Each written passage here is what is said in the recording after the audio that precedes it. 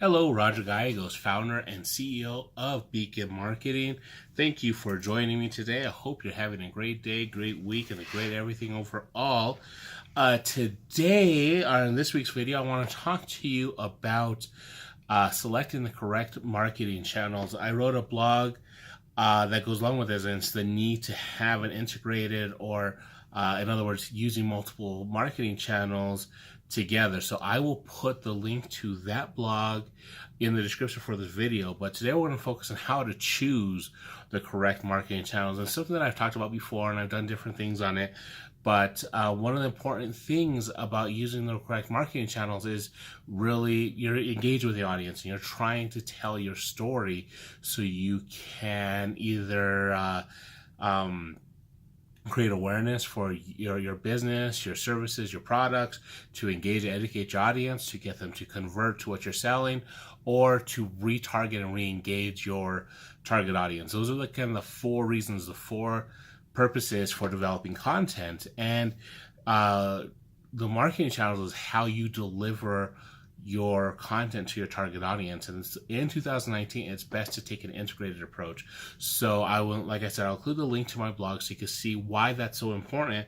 But let's dive into how to determine which marketing channels. And before we do that, let's just cover what I'm talking about. Marketing channels. I'm talking about email marketing, website, social media, and there's a ton of them, but the big ones: Facebook, Instagram, LinkedIn, Twitter, all of those ones, YouTube. So how do you select which ones? Because depending on how much time, money, and effort, energy you have, you're not going to be able to use everything. So you have to use the ones that you actually are able to devote the time to, and that will reach our audience. So let's jump into the five. I have 5 ways that you can determine which marketing channels work best for you. So first and foremost, understand your goals and resources. Sit there and say, what am I trying to accomplish and what do I have to reach my goals? This will give you an idea of what you're trying to do, so you will be able to say, okay, select the right path. What is my journey going to look like into accomplishing my goals? Will Facebook help me get there? Will email help me get there? Will my website help me get there? And then if it will, what resources do I have to devote to that? How much time, how much energy, how much effort do I need to spend some money in, investing into a new website? Do I need to invest money into, getting into an email marketing service? So, understand your goals and your resources is probably the first step and the most important step. The second is understand your target audience. Now, I said the resources and goals were probably the most important step, but understanding your audience is it is right up there, because if we're not for them, then why are you creating the content in the first place? So understand who you are speaking to, because they will dictate where you should put your information. So for instance, if you're talking to a younger audience, Snapchat and Instagram will probably be the way to go. You're not going to want to send out mailers to them because they're not going to check the mail. They're not, it's not for them. And they probably don't read as much in terms of blogs. You're not going to even do blog content for them. So understand why or who your audience is and why they use the different platforms, and you'll be able to understand which platforms you should use. And this next one ties into your target audience. So what I like to do is outline the customer journey. And what I mean by that is, so once I state my goals, I say this is where I want them to end up, and I understand my audience. I say this is where they're starting.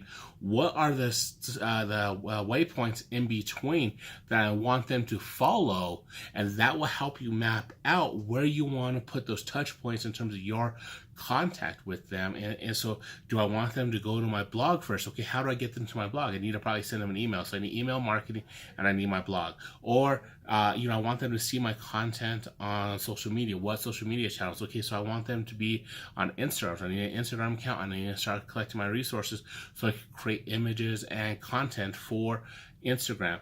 So you follow that journey and what is the end result, and that will help you understand which marketing channels to use to get your client from awareness to conversion.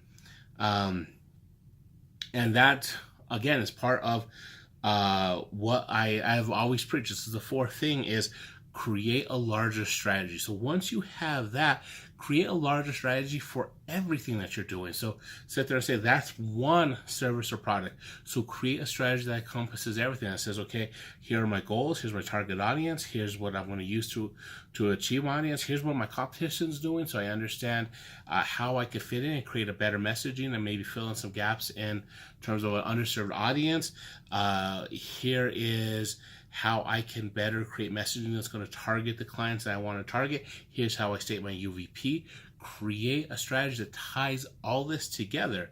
And then the fifth and final thing is be ready to do some trial and error. And what I mean by that is no one, and I mean absolutely no one, bats 1,000. So you're going to make some mistakes. Some things aren't going to work for you, or you're just not going to have the time, energy, or effort to devote all that you should to making a certain marketing channel work for you. A perfect example that I did was I was trying to do Pinterest, but I was just kind of half-heartedly throwing stuff up there and it wasn't working. And even though Pinterest can be very valuable for a lot of people, because it didn't fit into my overall strategy, what I was trying to do, I took it out of it. So I didn't want to just put up something just for the sake of putting it up.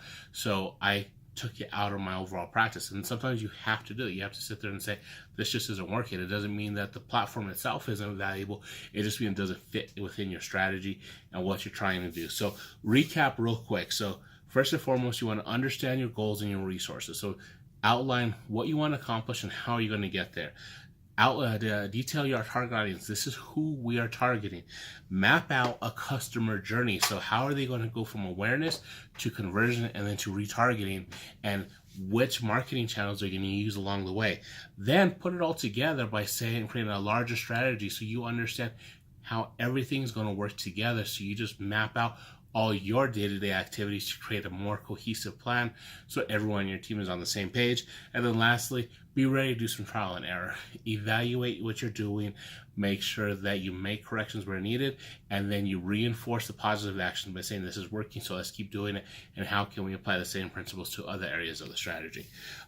So that's it for me today. As I said, I check the description for this video. I'll put the link to the blog about taking a multi-pronged approach or multi-channel approach to your marketing. If you have any questions, please let me know. If you're not part of my email newsletter, I'll put the link in the description so you can sign up for that. And if you have any questions, if you want to set up a consultation, you want to talk to me about anything, please let me know. I'd be happy to talk to you. Again, Roger Gallegos, founder, CEO of Beacon Marketing. Thank you for spending a little bit of time with me today. I hope you learned something. I'll be back next week with next video. Have a great one. Bye.